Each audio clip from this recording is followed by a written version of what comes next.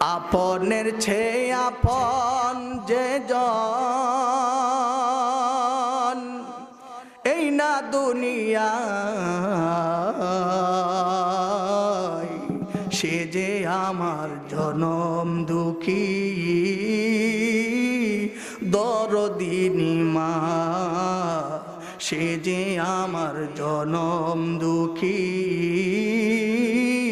দরদিনী মা। ঠিক না বেঠিক জোরে কর। 10 মাস 10 দিন গর্ভে থেকে কষ্ট দিলাম কত, কুলে পেয়ে ভুলে গেল বেতার পাহাড় যত, নিজের জীবন বাজি রেখে মা নিজের জীবন বাজি রেখে সন্তানকে বাঁচায় সে যে আমার জনম দুঃখী দরদিনী মা সে যে আমার জনম দুঃখী দরদিনী মাই। 2.5 বছর মায়ের বুকে দুধ খেয়েছি আমি,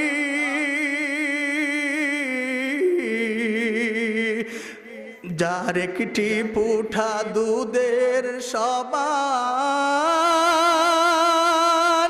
নাই রে কিছুই দামি।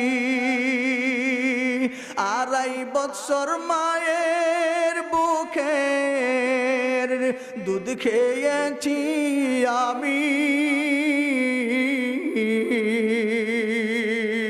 যার একটি ফুটা দুধের সমান নাই রে কিছুই দামি। নিঃস্বার্থ এ ভালোবাসার মা, নিঃস্বার্থ এ ভালোবাসার দাম কি দেওয়া যায় সে যে আমার জনম দুঃখী দরদিনী মা। فأعوذ بالله من الشيطان الرجيم.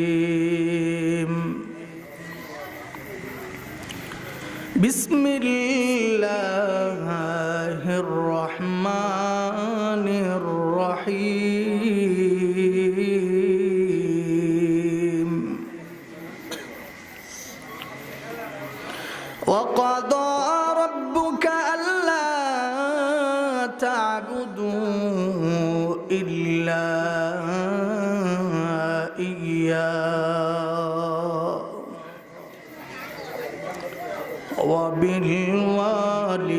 وبالوالدين إحسانا.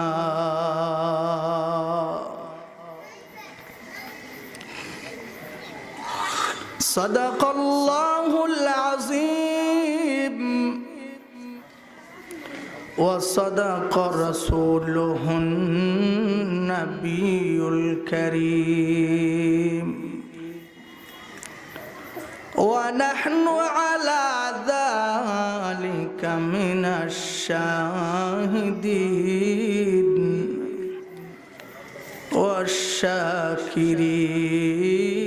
والشاكرين والحمد لله رب العالمين.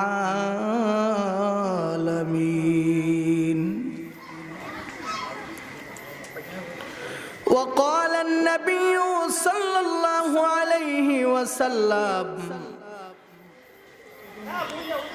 رضا الرب في رضا الوالد وسخط الرب في سخط الوالد أو كما قال عليه الصلاة والسلام. সকলে মহব্বতে দুরূদ শরীফ পাঠ করি।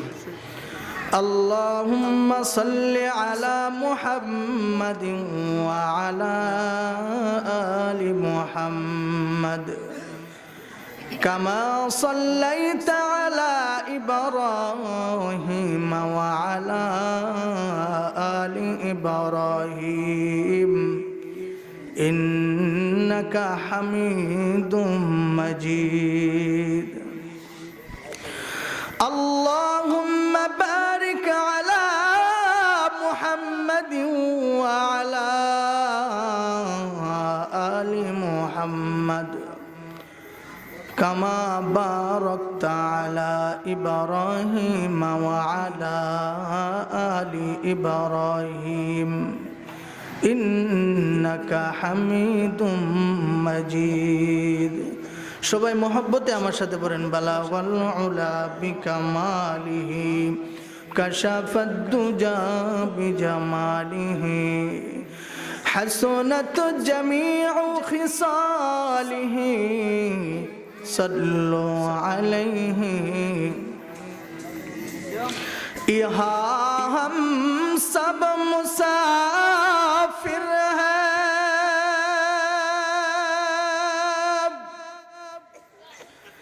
कबर आखिर ठिकाना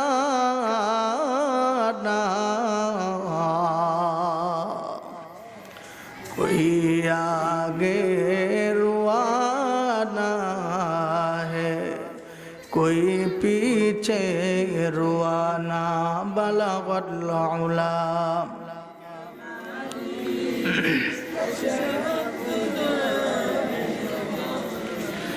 हसनत जमीउ खिसालिही सल्लु अलैहि के जारे भाई मदीनार पथे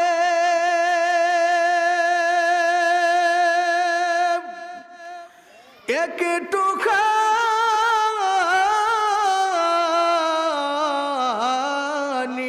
শুনে যাওয়া এই অদমের সালাম টুকুন সঙ্গে করে নিয়ে যা বালাগাল উলা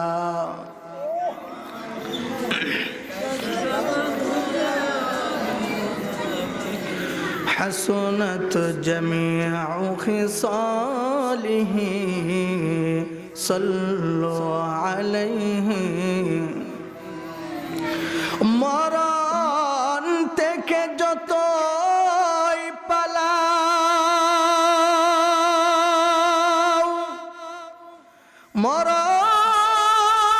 মরণ তোমায় লইবে গিরি যদিও সুদূর আকাশ পানে পালাও সে তাই লাগায় সিঁড়ি যদিও সুদূর আকাশ পানে পালাও সে তাই লাগায় সিঁড়ি আলহামদুলিল্লাহ করাতকান্দি যুবকদের উদ্যোগে আয়োজিত করাতকান্দি মাদ্রাসা পাড়া যুবকদের উদ্যোগে আয়োজিত আজকের মুহতি বরকতি ওয়াজ ও দোয়ার মাহফিল আজকে এই মুহতি বরকতি মাহফিলের সম্মানিত সদর সভাপতি হযরতুল আল্লাম হযরত মাওলানা আবু বকর সাহেব দামাত বারকাতুহুম হুজুরের সঙ্গে সাক্ষাৎ হয়েছে হুজুর উপস্থিত আছেন আজকে এই মাহফিলে আরো উপস্থিত হয়েছেন সারা বাংলার আলোড়ন সৃষ্টিকারী বিশিষ্ট ইসলামী চিন্তাবিদ হযরত মাওলানা নূরে আলম আশরাফি সাহেব আজকে এই মাহফিলে এসে আমি নিজের জীবনটাকে ধন্য মনে করতেছি এই জন্য যে আমি আল আমিন হুসাইন আইয়ুবী আজকে এমন একজন লোকের সামনে আমি বসেছি আমার সম্মানিত কলিজার টুকরা উস্তাদ আজকে আমার কাছে বসে আছেন, যার কাছে আমি ছোটবেলায় লেখাপড়া করেছি। হুজুর এখানে উপস্থিত আছেন। হুজুরের সামনে আমি আপনাদের সামনে বসেছি। আরো উপস্থিত আছেন চুনটা মাদ্রাসার সম্মানিত আল্লাহর ওলি একজন উস্তাদ আমাদের সামনে বসে আছেন। আমার সামনে অবশিষ্ট আছেন এলাকার ইসলাম দরদি দিনদার ইমানদার মুমিন মুসলমান ভাইয়েরা, ফর্দার আড়ালের ফর্দার নিশি আমার কলিজার টুকরা মা ও বোনেরা। মহান রব্বে কারিমের দরবারে শুকরিয়া আদায় করি যে মহান রব্বুল আলামিন আমাদেরকে মায়া করে মোহাব্বত করে ভালোবেসে রহমতি বরকতি জান্নাতি টুকরা বাগানে ফেরেশতাদের পরিবেশে নেক পরিবেশে আল্লাহ তাআলা আমাদেরকে দুনিয়ার সকল কাজ থেকে ফারেক করে এই বরকতি মজমায় আল্লাহ তাআলা আমাদেরকে বসার তৌফিক দান করছেন। এই জন্য সকলেই মালিককে খুশি করার নিয়তে দিল থেকে অন্তর দিয়ে আওয়াজ করে বলেন আলহামদুলিল্লাহ। আরো জোরে বলেন আলহামদুলিল্লাহ। মুহতারাম হাজিরিন, আমি যে আয়াতে কারিমা আপনাদের সামনে তেলাওয়াত করেছি, আল্লাহ রাব্বুল আলামিন আমার তেলাওয়াতকৃত আয়াতে দুইটা বিষয় আলোচনা করছেন। কয়টা? দুইটা বিষয় আলোচনা করছেন। প্রথম যে বিষয়টা আল্লাহ তাআলা আলোচনা করছেন আয়াতে কারিমার মধ্যে আনছেন, সেই বিষয়টা হলো আল্লাহ তাআলার হক সম্পর্কে আলোচনা করছেন। ভাই, আল্লাহ তাআলার হক কি? এখানে প্রশ্ন জাগে, হুজুর আল্লাহ তাআলার হক কি? আল্লাহ তাআলা আমাদের উপর যে নির্দেশগুলা করছেন, যে হুকুমগুলা করছেন, এটি পালন করার নাম হলো, এটি সঠিকভাবে পালন করে আল্লাহকে সন্তুষ্ট করা, এটার নাম হলো আল্লাহ তাআলার হক। এটা আল্লাহ তাআলার হক। নামাজ পড়া, হজ করা, যাকাত দেওয়া, রমজান মাসে রোজা রাখা, হালাল খাওয়া ইত্যাদি ইত্যাদি বিষয় আল্লাহ তাআলা আমাদেরকে আদেশ করছেন, নির্দেশ দিয়েছেন। আল্লাহ বলতেছেন এক আয়াতে কারিমার মধ্যে বলতেছেন, বান্দা আমি তোমাদেরকে বানাইছি আমি আল্লাহর ইবাদতের জন্য, তোমরা আমি আল্লাহর জন্য, আমি আল্লাহ তোমাদের জন্য। সুবহানাল্লাহ। আল্লাহ তাআলা বলতেছেন ওয়ামা খালাকতুল জিন্না ওয়াল ইনসা ইল্লা লিয়াবুদুন। আল্লাহু আকবার। জোরে বলেন রব্বুল আলামিন আহকামুল হাকিমিন। আল্লাহ রব্বুল আলামিন বলতেছেন, এই বান্দা আমি আল্লাহ তোকে বানাইছি আমার জন্য,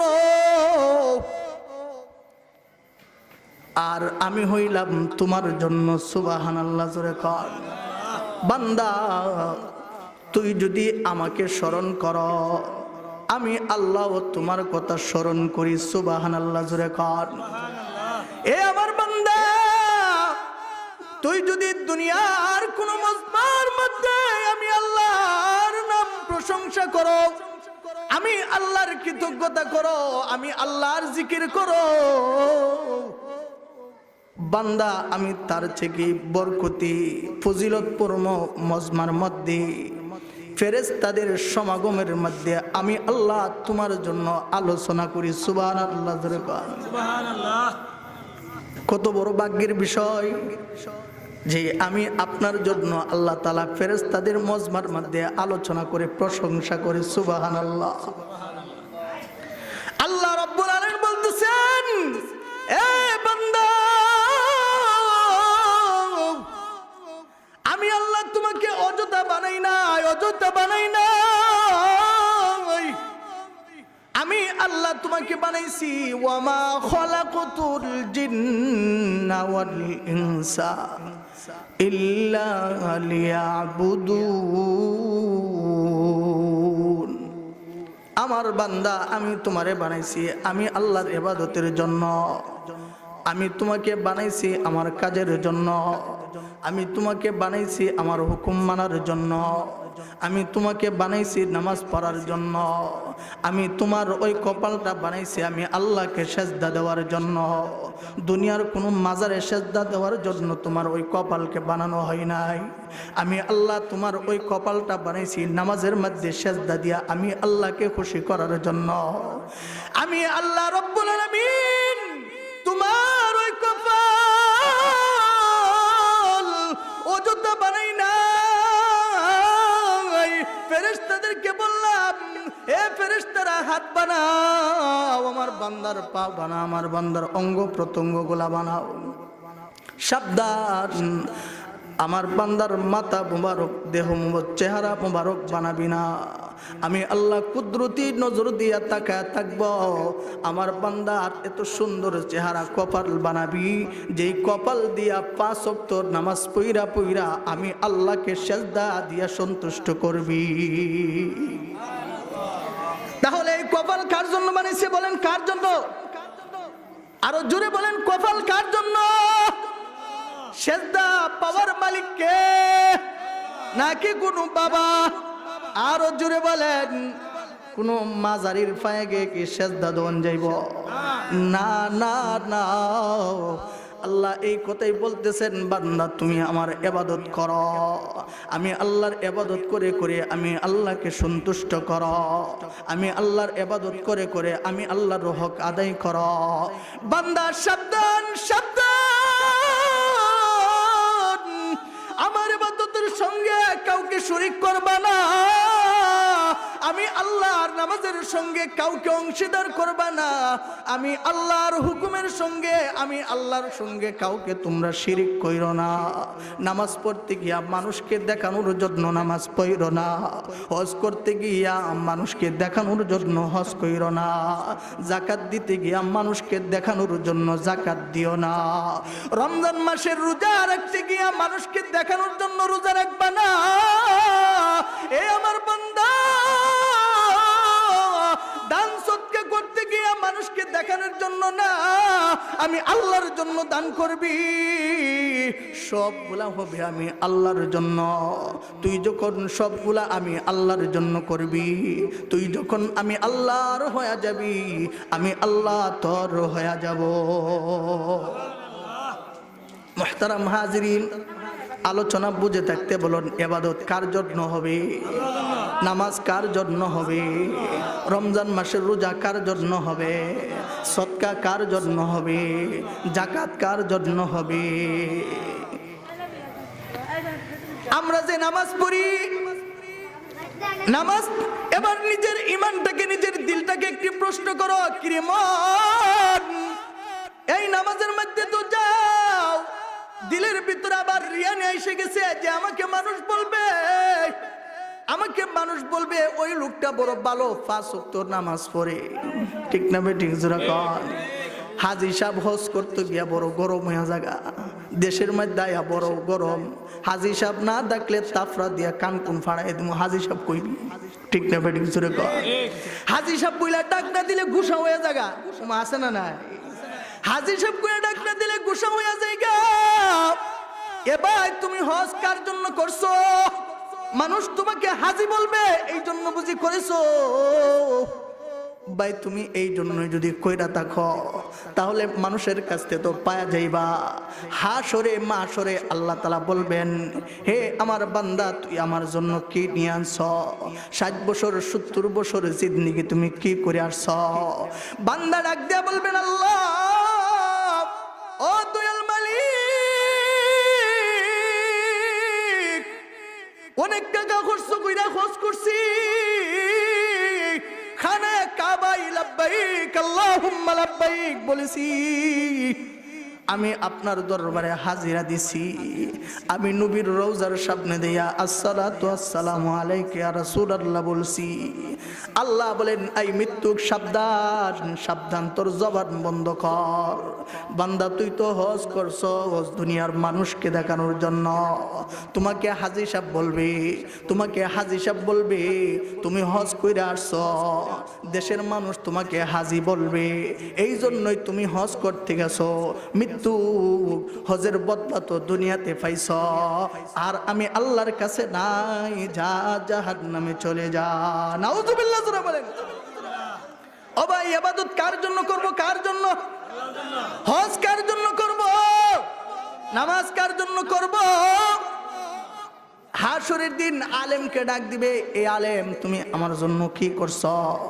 আলিম বলবেন, আল্লাহ আমি এলেম শিখছি, এলমেদিন মানুষকে শিখাইছি, এলমেদিন মানুষকে শিখাইছি, কোরআন পড়ছি, অপরকে শিক্ষা দিয়েছি, আমার হাজার হাজার ছাত্র আছে। আল্লাহ রাব্বুল আলামিন ডাক দিয়ে বলবেন, মৃত্যু সাবধান সাবধান, একটা কথা বলবি না, মিথ্যা কথা বলবি না, চুপ হয়ে যা। আলেম তো এই জন্য হইছো, দুনিয়ার মানুষ তোমাকে আলেম বলবে, মানুষ তোমাকে বলবে তার হাজার হাজার ছাত্র আছে, মানুষ তোমাকে বলবে ভালো ওয়াজ করতে পারে। এই রিয়া মুক্ত ইবাদত করেছ, দুনিয়াতে যা কিছু পাওয়ার পায়া গেছ।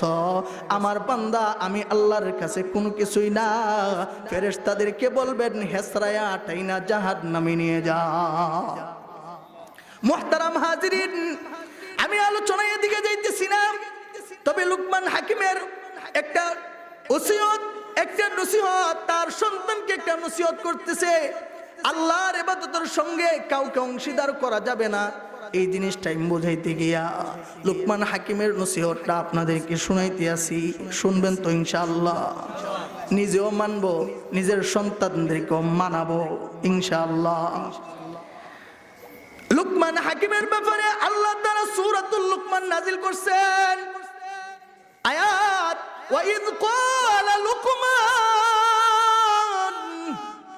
ওয়াইদ ক্বালা লুকমান লিবনিহি ওয়া হুয়া ইয়াইযুহু ইয়া বুনাইয়া লা তুশরিক বিল্লাহ।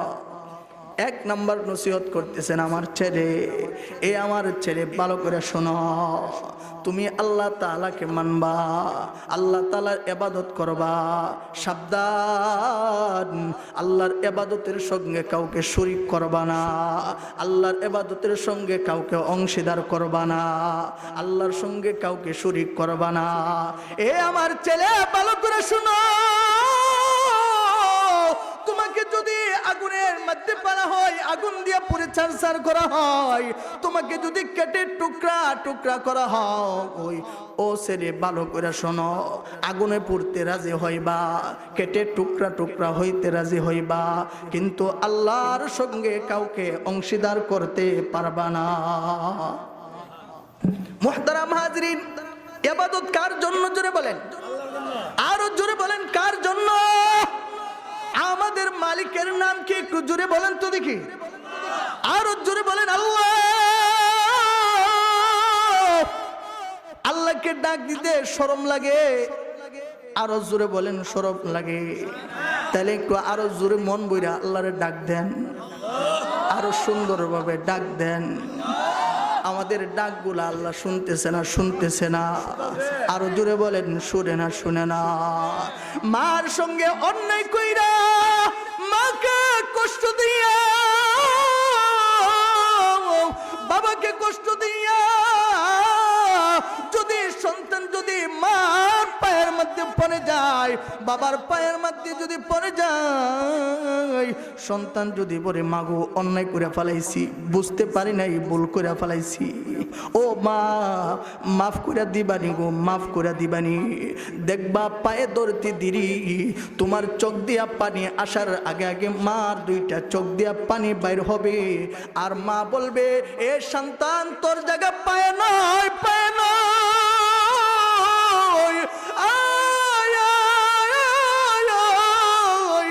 আমার বুকের মধ্যে আমি মাকে আম্মু বলে ডাক দিছ, আমি আব্বুকে আব্বু বলে ডাক দিছ। সারাদিন যা অন্যায় করছ, আমার সঙ্গে গুসা করছ, সবগুলা মাফ করে দিছি। আই মা বাবা সন্তান একসাথে বৈশা খানা খাইব, ঠিক না বে? ঠিক জোরে কও।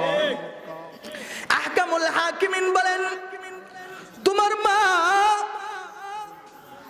12 বছর যদি কোন সন্তান মার সন্তান যদি হারিয়ে যায়, 12 বছর পরে যদি মায়ের কাছে আসে, মা কতটুকু খুশি হবে, বাবা কতটুকু খুশি হবে বলুন তো দেখি? খুশি হবে না হবে না? আরো জোরে বলেন, খুশি হবে না হবে না? আয়েশা দেখছেন মা খাইতেছে, বাবা খাইতেছে, ভাই বেরাদর সবাই খাইতেছে, হারানো সন্তানটা 12 বছর পরে এসে দরজার মধ্যে হাজির হয়েছে। দিকা তো ভাই আত্মহারা হয়ে যাবে।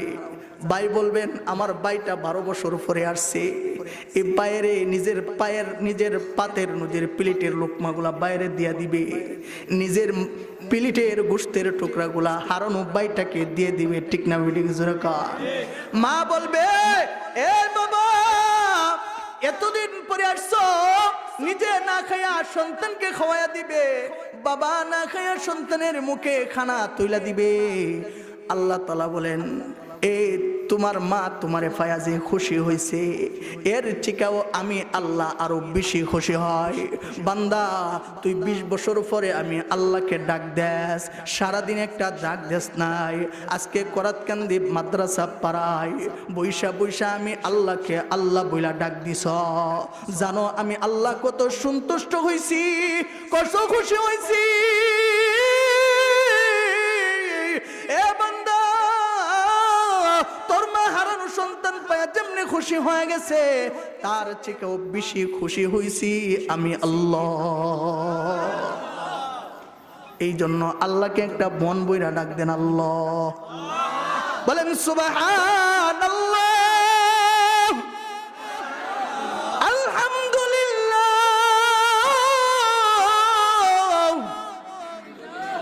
লা ইলাহা ইল্লাল্লাহ।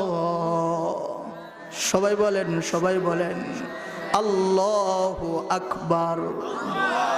আরো জোরে বলেন আল্লাহু আকবার। মুহতারাম হাজিরিন, ইবাদত কার জন্য করব? জোরে বলেন ইবাদত কার জন্য? আমি আলোচনা বলতেছিলাম, আমার তেলাওয়াতকে তো আয়াতে আল্লাহ দুইটা বিষয় আলোচনা করেছেন, একটা বিষয় ওই দিকে আর যাব না।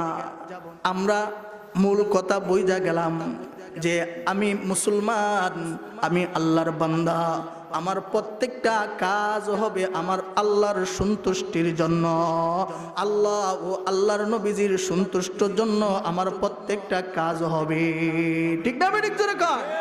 মুহতারাম হাজিরিন, দ্বিতীয় নম্বর আলোচনা করতেছেন, আল্লাহ বলতেছেন এ আমার বান্দা আমার হক আদায় করছো। এখন বান্দার হক সম্পর্কে আল্লাহ আলোচনা করতেছেন।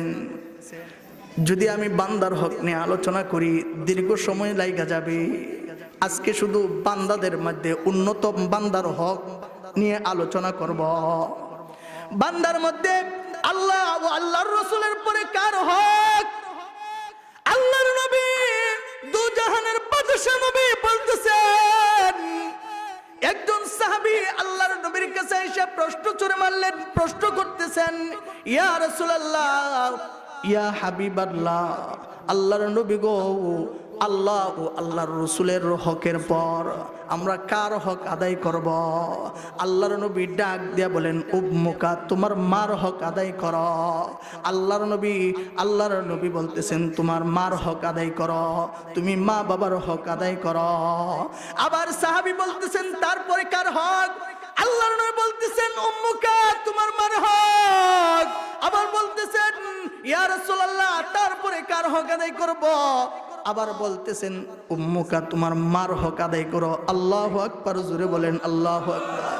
চতুর্থ বলতেছেন নবী গো, তারপরে কার হক আদায় করব? আল্লাহর নবী বলেন তোমার পিতার হক আদায় করো। মুহতারাম হাজিরিন, আল্লাহ ও আল্লাহর রাসূলের হকের পরে কার হক বলেন? মা বাবার হক। কার হক? আলোচনা বুঝিনি, আমার কষ্ট হইতেছে আপনারা, হ্যাঁ?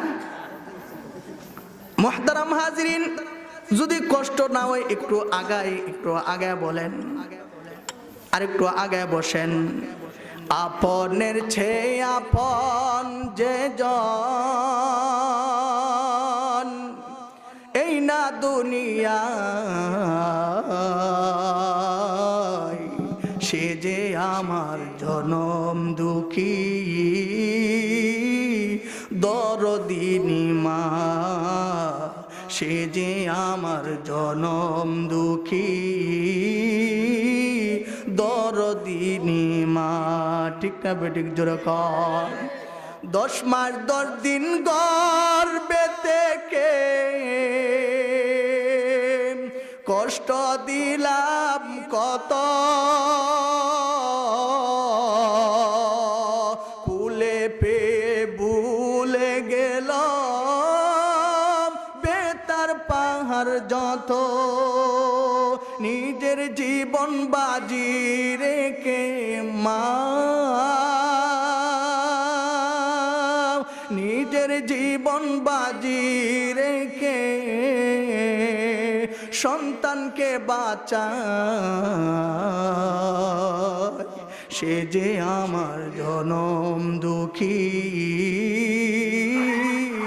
দরদিনী মা, সে যে আমার জনম দুঃখী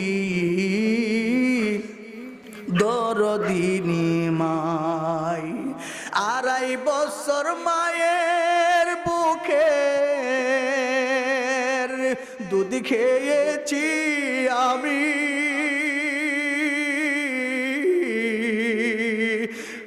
যার একটি পুঠা দুধের সমান নাই রে কিছুই দামি। 2.5 বছর মায়ের বুকের দুধ খেয়েছি আমি, যার একটি ফুটা দুধের সমান নাই রে কিছুই দামি। নিঃস্বার্থ এ ভালোবাসার মা, নিঃস্বার্থ এ ভালোবাসার দাম কি দেওয়া যায়, সে যে আমার জনম দুঃখী দরদিনী মা, সে যে আমার জনম দুঃখী মা। দেশে তাকি বিদেশ তাকি, যেখানে যে বাবে বিপদ হলে মা দক্ষিণী জানে সবার আগে। দেশে তাকি বিদেশ তাকি, যেখানে যে পাবে বিপদ হলে মা দক্ষিণী জানে সবার আগে। দেহ পৃথক হলে যেন মার, দেহ পৃথক হলে যেন আত্মা একই হয়, সে যে আমার জনম দুঃখী দরদিনী মা, সে যে আমার জনম দুঃখী দরদিনী মা। ঠিক না বেঠিক জোরে কর। মুহতারাম হাজিরিন, আল্লাহ রাব্বুল আলামিন মায়ের কথা বলতেছেন, মা বাবার কথা বলতেছেন। আল্লাহর নবী সাহাবীকে বলেন, এই সাহাবী, আল্লাহ ও আল্লাহর রাসূলের হকের পরে তুমি হক আদায় করবা তোমার মা বাবার। মুহতারাম হাজিরিন, মা বাবার খেদমত করলে 5টা পুরস্কার পাওয়া যাবে। কয়টা? আরো জোরে বলেন কয়টা? পুরস্কারটি পরে বলুন। আগে আল্লাহর নবী এই 3 বার উম্মুকা, মার কথা 3 বার কেন বারবার বলেছেন, এটা শোনার বুঝার দরকার আছে না নাই? আরব জোরে বলেন আছে না নাই? যারা ঘুমায় রইছে, যারা ঘুমায় রইছ, ও বাবা কান্ডা লাগা একটু গভীর মনোযোগ দিয়ে শোনো। ওই দুনিয়াটা তুমি কার জন্য দেখছ? কার উসিলায় তুমি দুনিয়া দেখলা? এ যুবক ভাই, রাস্তার মধ্যে দাঁড়ায় আছো, ঘরের মধ্যে ঘুমায় আছো, বৃদ্ধ বাবা একটু মার করুন কাহিনী শুনে যাও। তোমার মাকে যে তুমি কবরে রাখলা, তোমার বাবা যে তুমি কবরে রাখলা, একদিন তোমার মার কথা কি তুমি স্মরণ করলানি? যেই মার জন্য তুমি দুনিয়া দেখছ, যেই মা বাবার জন্য তুমি ঘরে থাকতেছ, যেই মা বাবার জন্য তুমি বিল্ডিং এর মালিক হইছ, যেই মা বাবার জন্য তুমি টাকা পয়সার মালিক হইছ, যেই মা বাবার জন্য বিদেশ গিয়া বাড়ি গাড়ি করছো, ওই মা বাবার কথা একটু স্মরণ কইরা দুইটা চোখের পানি ফালাও, আল্লাহর কাছে বলো, আল্লাহ জানি না কোন মার কবরে না জানে দুজুকের আগুন দাউ দাউ করে জ্বলছে। আল্লাহ জানি না কোন মা বাবা জানে কবরে তাইকা তাইকা সন্তান গুলানের ডাক দিয়া বলেন, এ আমার আদরের সন্তান, এ বাবা বাড়ি দিয়া বাড়িওয়ালা হইলি, জাগা দিয়া জাগাওয়ালা হইলি, বিল্ডিং দিলাম বিল্ডিং এর মালিক হইলি। বাবারে তোর মতন কত যুবক মাহফিলে গেছে, হুজুরের আলোচনা শুনতেছে, আর মার কথা একটু মার মহব্বতে, বাবার মহব্বতে চোখ দিয়া পানি বাইর হইতেছে, আল্লাহর কাছে বলতেছে, আল্লাহ আমি মার সঙ্গে অন্যায় করে ফেলাইছি, মাকে গালি দিছি, বাবাকে গালি দিছি, মার শরীরের মধ্যে আঘাত করছি, বাবার শরীরের মধ্যে আঘাত করছি। আল্লাহ হুজুর যে বয়ান করতেছে পুরাটাই মার সঙ্গে অন্যায় করেছি, বাবার সঙ্গে অন্যায় করেছি। এই মজমার মধ্যে আমি তোমার কাছে দোয়া করতেছি, আল্লাহ আমার আম্মা আব্বারে তুমি মাফ করে দিবানি। আল্লাহ আল্লাহ মাকে পাইব না, এখন বৈশা বৈশা দোয়া কইরা দুইটা হাত তুইলা বলতেছেন, ও রব্বির হামহুমা কামা রব্বায়ানি সগীরা। সবাই বলেন, সবাই বলেন, রব্বির হামহুমা কামা রব্বায়ানি সগীরা, রব্বির হামহুমা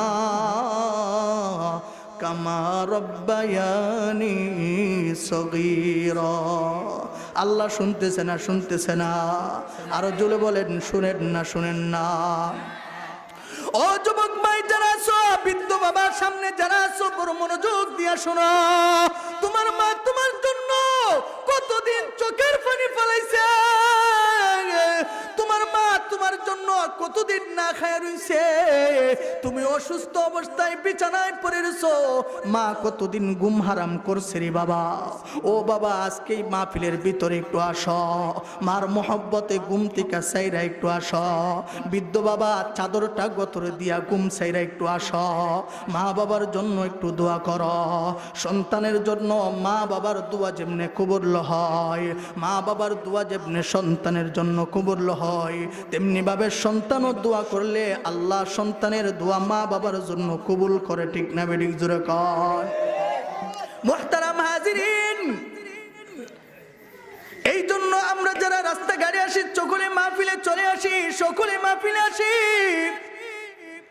এই জন্য যত বড় আল্লাহর ওলি হোক, যত বড় হুজুর হোক, মোনাজাত যখন তুলে তখন মার কথাই দোয়া করে। ঠিক না বেঠিক? জোরে কয়।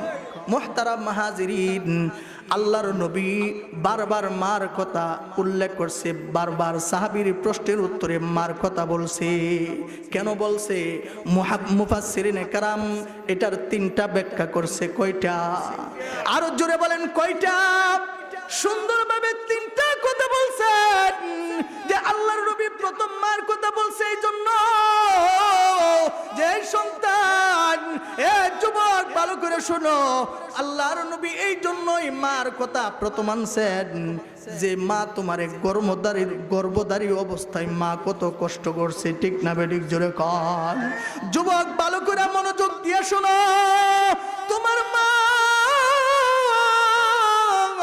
তুমি যখন গর্ভে ছিলে, মা তোমাকে 10 মাস 10 দিন গর্ভে নিয়া মা সংসারের কাজ করছে, স্বামীর খেদমত করছে, রান্না বান্না করছে, বাড়ি যারা দিছে, বিভিন্ন ঘরের কাজকর্ম করছে, ঠিক না বেঠিক? জোরে কর।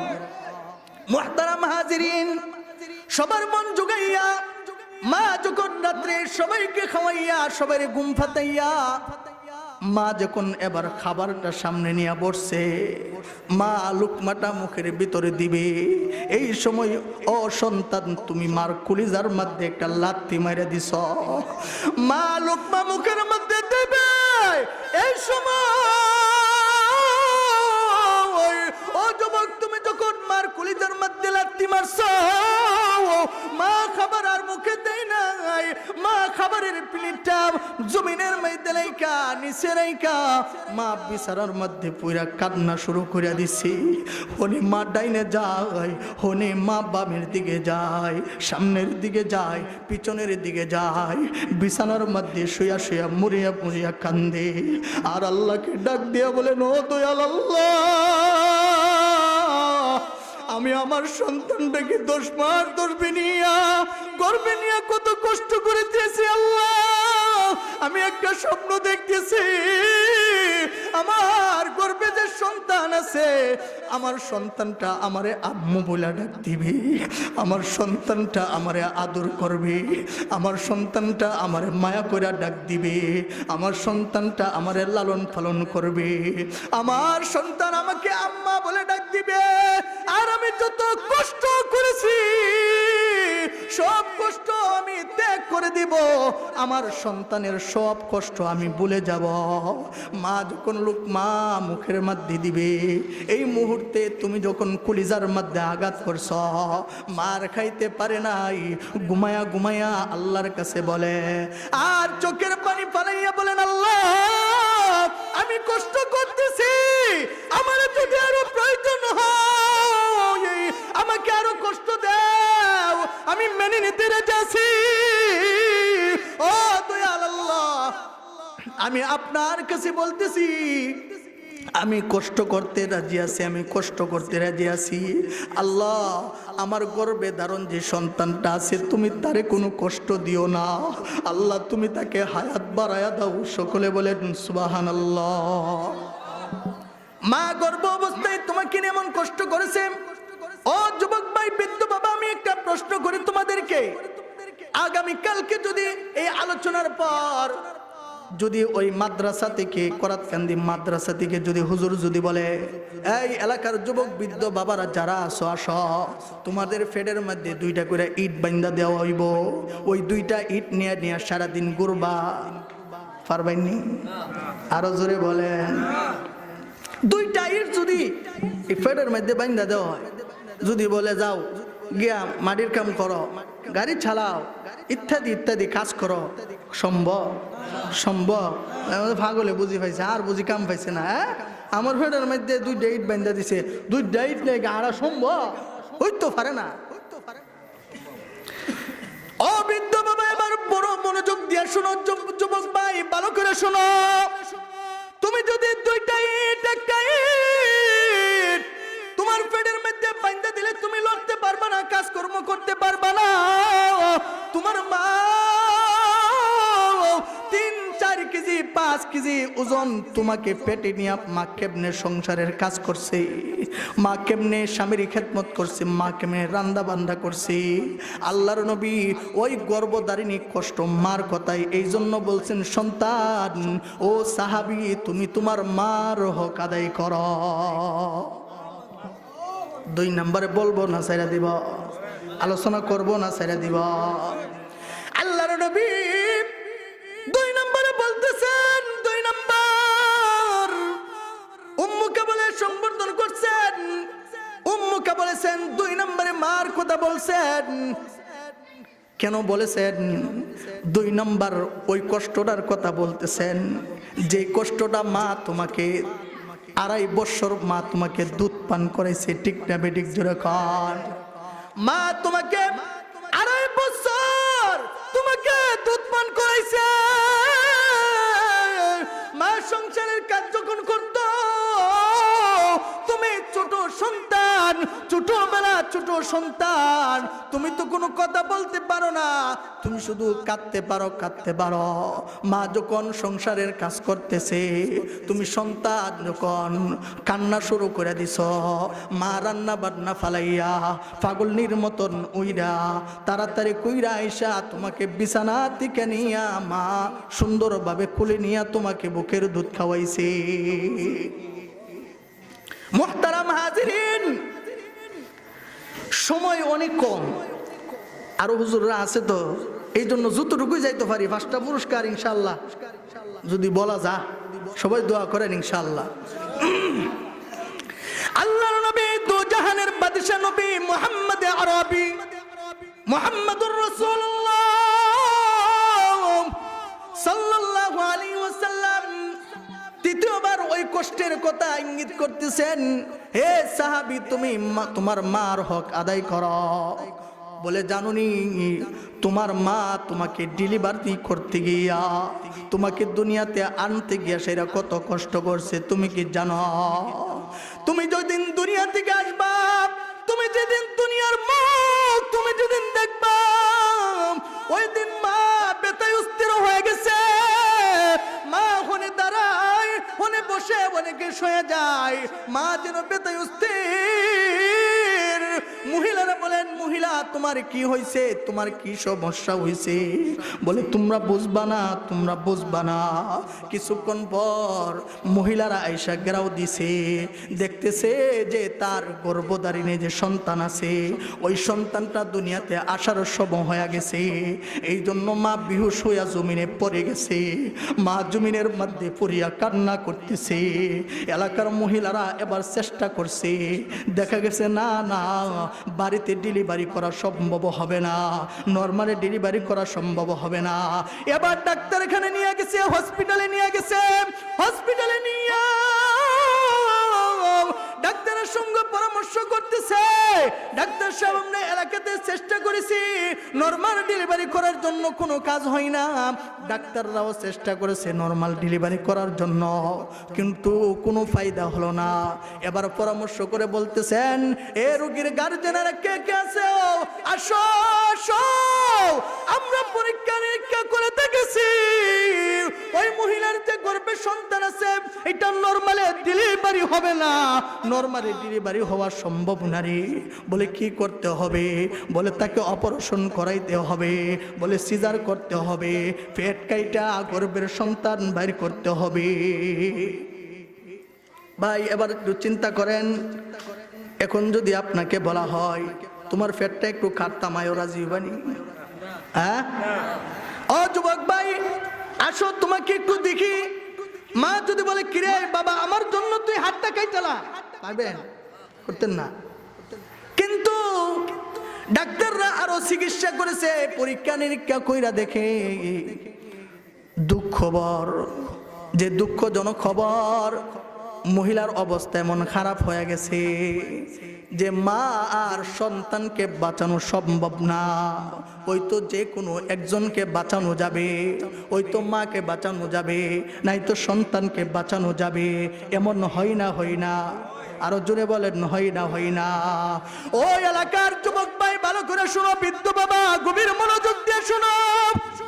ডাক্তার যখন বলতেছেন, এই অভিভাবকেরা এদিকে এসো, তোমরা যে রোগী নিয়ে আসছো, তোমাদের রোগীর গর্ভে যে সন্তান আছে, এমন অবস্থা হয়ে গেছে দুইজনের ডেলিভারি করা সম্ভব না, দুইজনের জান বাঁচানো সম্ভব না, যে কোনো একজনকে জান বাঁচাতে পারবো।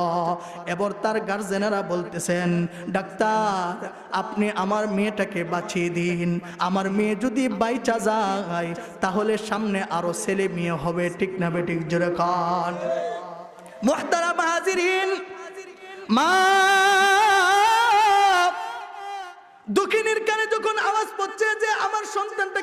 পরিকল্পনা করছে দুনিয়া থেকে বিদায় করবে, আমাকে বাঁচাবে।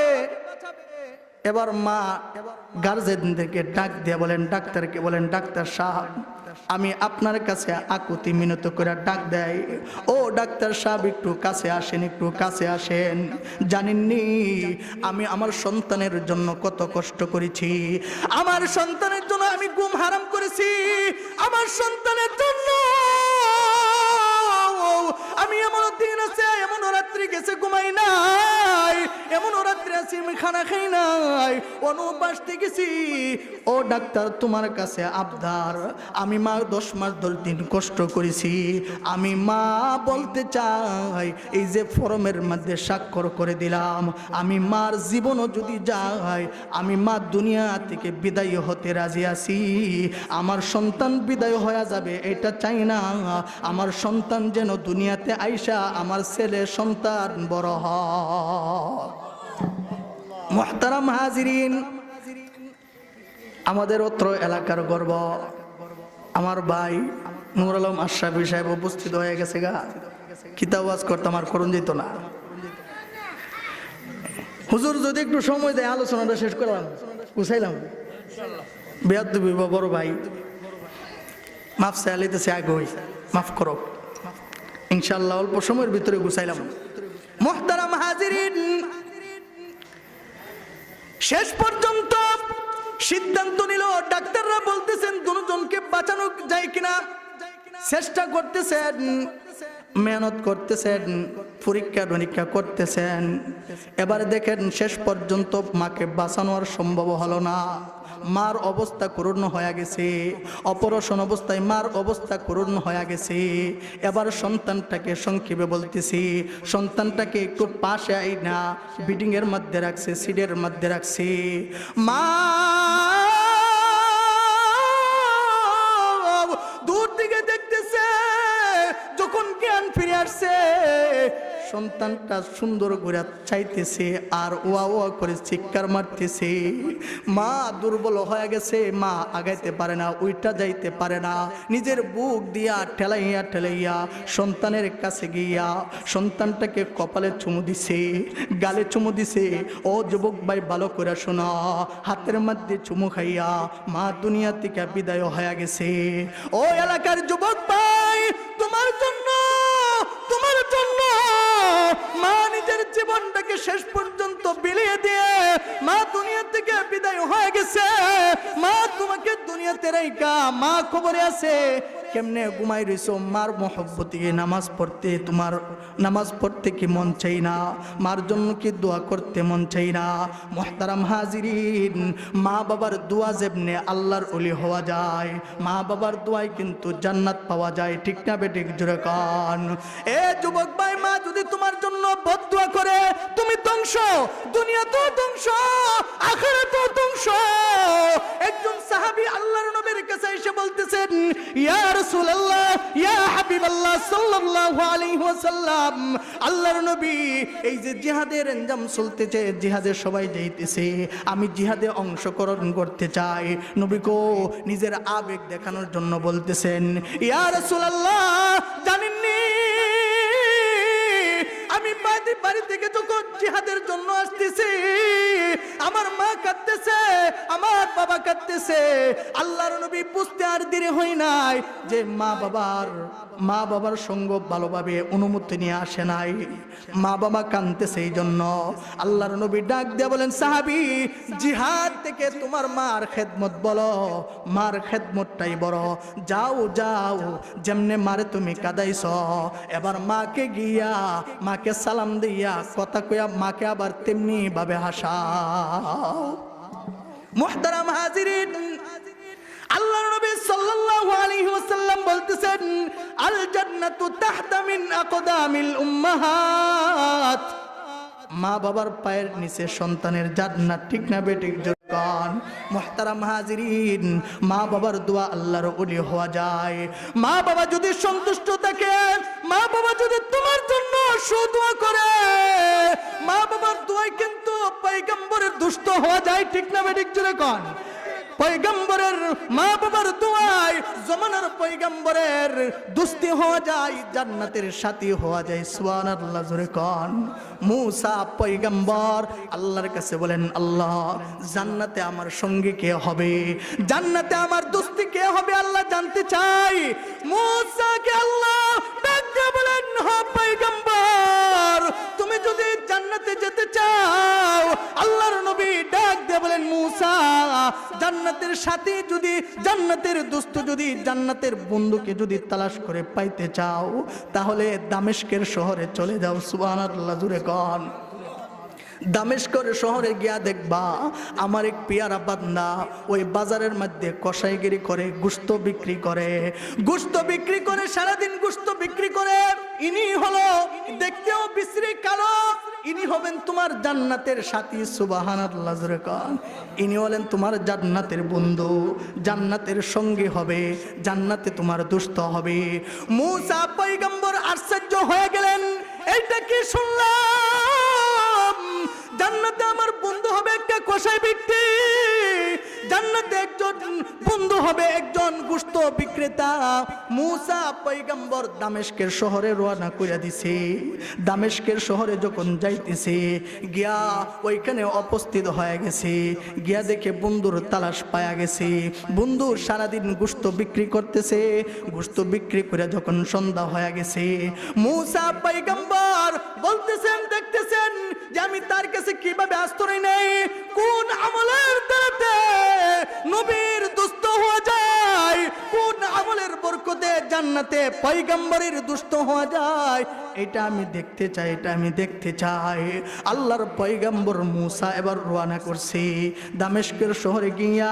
সন্ধ্যা যখন হয়ে গেছে, এবার ওই লোকের কাছে চলে গেছে। লোককে বলতেছেন, ভাই একটু সহযোগিতা যদি করো, আমি অনেক দূর থেকে সফর কইরা আসছি, তুমি যদি আমাকে একটু বলো, আমি তোমার কাছে রাত্রে একটু বিশ্রাম নিব, রাত্রে তোমার ঘরে একটু জায়গা চাই। মুহতারাম হাজিরিন, মূসা পয়গম্বরের দুষ্ট হইছে কে? কে?